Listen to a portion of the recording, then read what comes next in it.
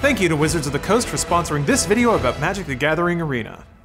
There are some things that just don't cross mediums well. For example, video game movies. They're historically not that great, and yes, there are some folks who will say things like, Super Mario Bros. Isn't a bad movie, you guys are taking it too seriously, or Mortal Kombat Annihilation has some good parts, but those people are wrong and they should feel bad. Very, very bad. Actually, I really like Mortal Kombat Annihilation. Remember when Jax learns the meaning of friendship, so he tears off his robot arms and then uppercuts a Minotaur? Too much of an aside, all right. But when something is able to make that jump successfully from one medium to another, it can be magical. I said, it can be magical. Guys, where's the...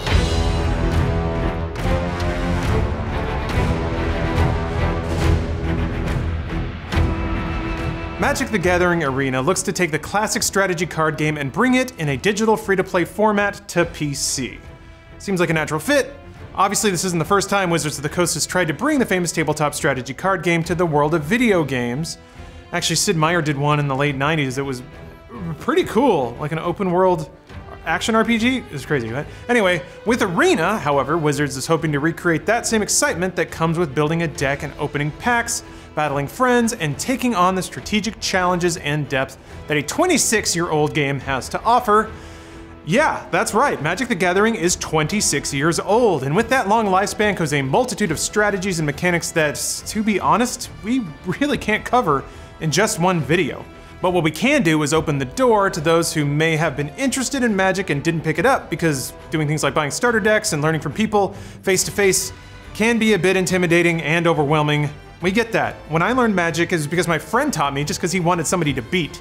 And he did multiple times, and it did not make the best intro to the game. But I was attracted by all the card art because it's metal as hell. We'll get there in a minute. Maybe you played Magic in the past, and now that there's a digital version available, you just need a little refresher on the basics before you hop back in. Well, guess what? That's something we can do, and will, in this video, so please continue watching. But first, the most important part of any game is the lore. You gotta know the story of Magic the Gathering before you start playing the game. So, it's the year 100,000, that's a year, and the Equilorians are searching for their enlightenment. Now, Equilor is...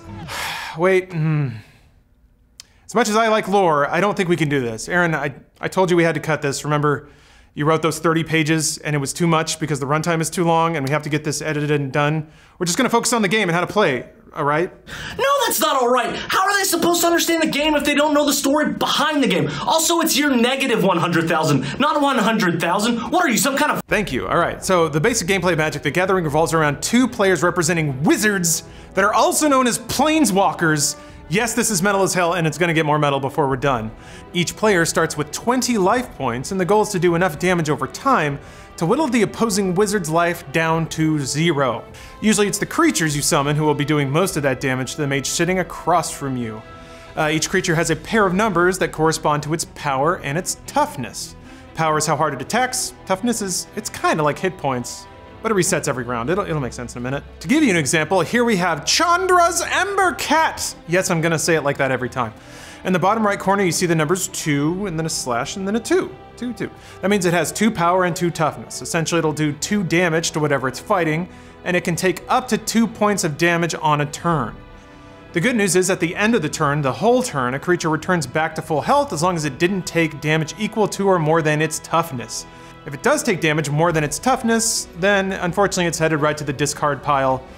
But these are wizards, there are ways to bring the dead back to life. Like I said, this is metal as hell.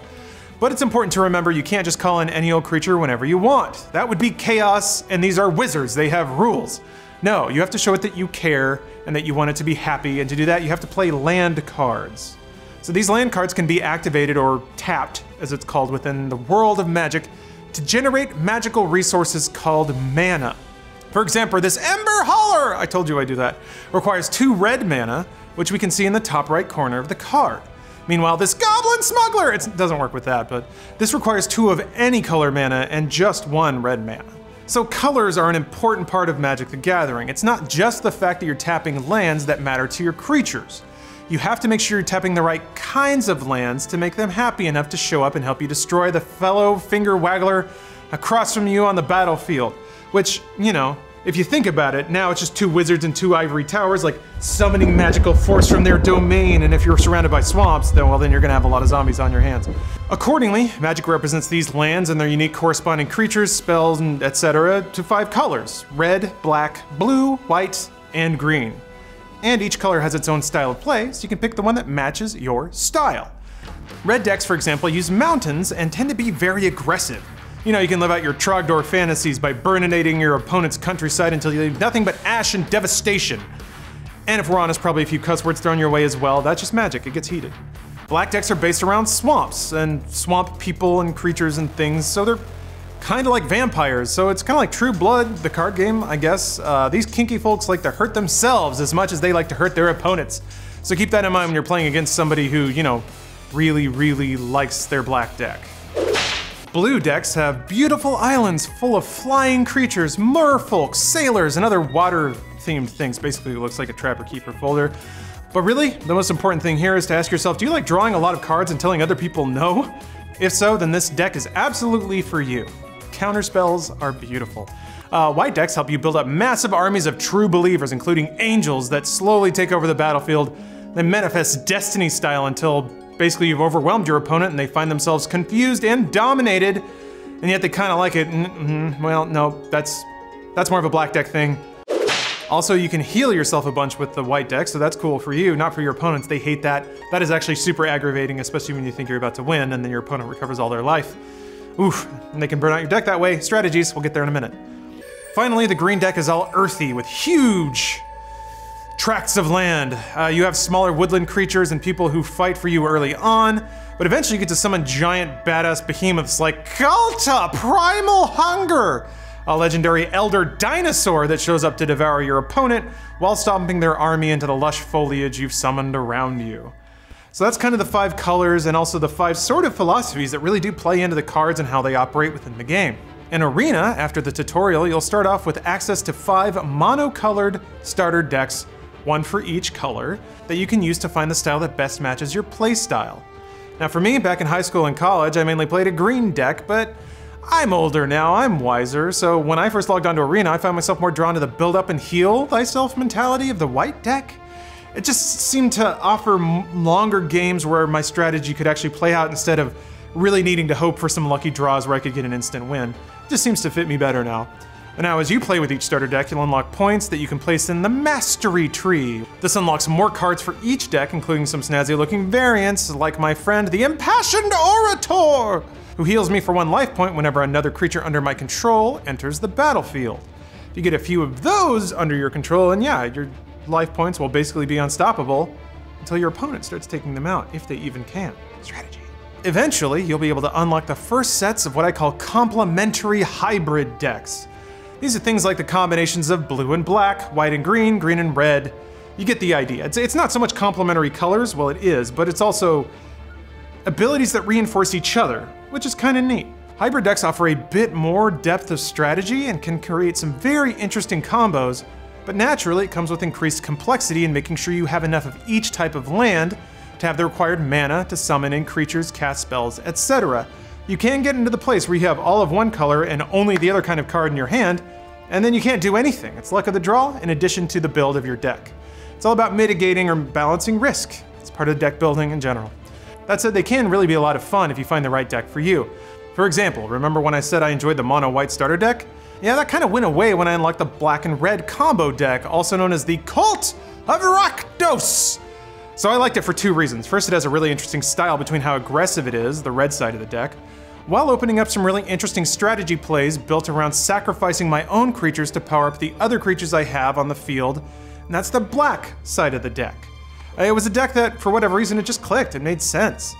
The second, and arguably more important reason, is that in Ravnica, the Cult of Rakdos was founded by an ancient demon named Rakdos. Outside of doing things like assassinations and such, they also work in Ravnica's entertainment industries. They're kind of like an angry circus or sideshow, and god damn it, Aaron, we said there'd be no lore, we gotta focus on the game, there's no time for this.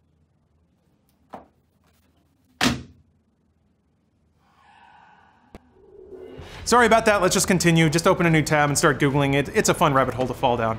But that is one of the great things about Magic the Gathering as a whole. As Mark Rosewater, head designer for Magic the Gathering at Wizards of the Coast, told us in an interview, each set is designed almost like a standalone game, with Wizards of the Coast looking to create new features and new ways to think about the game every time. Of course, this creates more complexity, but it also opens up a ton of options for players looking to customize their decks. And of course, there will be some folks out there who only chase and only play successful pro metas, just like any other competitive game. For the most part in Magic, you can design decks that fit your specific playstyle, and they can work. If you really want to play aggressive, you can build an aggro deck full of creatures that allow you to do as much damage as possible. You want to press the pace and pressure your opponent by attacking as quickly and as often as possible. And this is the kind of thing where you kind of feel okay sacrificing creatures because you know you're just going to draw more in later turns. Or maybe you want to control the battlefield and drag out the fight for as long as possible until you can eventually win a war of attrition. Nothing makes you feel like a little Napoleon more than making your opponent exhaust all their cards and having to forfeit the game. That's pretty cool. That's a checkmate move right there. So if you want to do that, you have to look for ways to keep yourself healed up and build up an army while canceling out your opponent's attacking and spell casting efforts. Pacifism is a great card to do this, by the way. Whatever your playstyle is, when building a deck, Gavin Verhey has some great advice. Make sure you're actually building a deck and not just a pile of cool looking cards. That was my mistake back in junior high. The difference, he points out, is that a deck has a strategy and a purpose. You want to make sure that the cards you're putting together all push towards a specific goal. For example, if you're wanting to build a very fast-paced aggro deck, then make sure you have enough spells and creatures that are low cost so you can get them out in the early game, and then help push that agenda with things like high attack power and high damage spells. Sure, Eternal Isolation is a great low-cost card that can send one or more of your opponent's more powerful creatures to the bottom of their deck. But if you're hoping to play a very fast and aggressive style, your deck should be designed where your opponent doesn't live long enough for that creature to ever hit the battlefield in the first place. And if it does, odds are something went off the rails and you gotta go back to rebalancing your deck. And that's why it's so important, because unlike chess or checkers, tic-tac-toe, which are strategy games of pure skill, Magic the Gathering does have an element of luck involved. As you're drawing cards, you need to make sure that your chances of drawing the right card at the right time are high. It's one of those things you can never guarantee, but that's the art of building a deck. Not only that, but remember that everything is built off of mana. You also have to have sufficient number of lands in your deck to win. You could have the best combo ever, but if you don't have the mana to pull it off, you're probably gonna lose, or just sit there with those cards in your hand, unable to play them. Most experts tend to agree that you need a little over a third of your deck to be mana, which is somewhere in the mid-20s for a minimum 60 card deck. And if you're doing a bicolor, tricolor, or even an all-color deck, you madman you'll need to carefully consider what types of lands you'll need to include to successfully complete your strategy. For example, in my amended Cult of Rakdos deck, I added a few more red attack spells and removed a black card from the deck, meaning that I needed to add a few more mountains and remove a swamp or two. It's all the chemistry, it's all in the mix. And for the record, Arena makes this a pretty easy process. You can see your entire deck at a glance on the right, and you can add or remove cards with just a click. And I know we've mainly been talking to those who are new to or are returning to Magic, but the one thing I wanted to add is that Arena also offers an opportunity for those die-hard Magic the Gathering players as well. You can try out some new deck ideas before heading to the tournament or a local game store. Or speaking of which, if you just want to play Magic while not wearing pants, it's a pretty great alternative, as most game shops will frown on us doing that sort of thing, which some of us had to find out the hard way. Wait, what? So that's our brief introduction or reintroduction to Magic the Gathering. As we mentioned, Magic the Gathering Arena is a free-to-play digital version of the game available on PC, and if you're worried about getting started, don't be. Mark Rosewater told us that he sees Arena as probably the best way to get started in the game, and I tend to agree. It actually has a great tutorial to get you familiar with the basic gameplay and cover some of the mechanics we don't have time to cover here. And even better, you're not sitting across from someone who already knows the game and is just constantly kicking your ass and calling it a learning experience, like my friend did back in high school when he was teaching me the game. The computer is very forgiving, and being able to read the features at your own pace really does help make the game much more approachable. And for those of you who already play Magic, I'm curious to know, what are your tips for new or returning players to the game? Why don't you let us know down in the comments below? And again, of course, thank you to Wizards of the Coast for sponsoring this video about Magic the Gathering Arena. Humans haven't actually been around for all that long.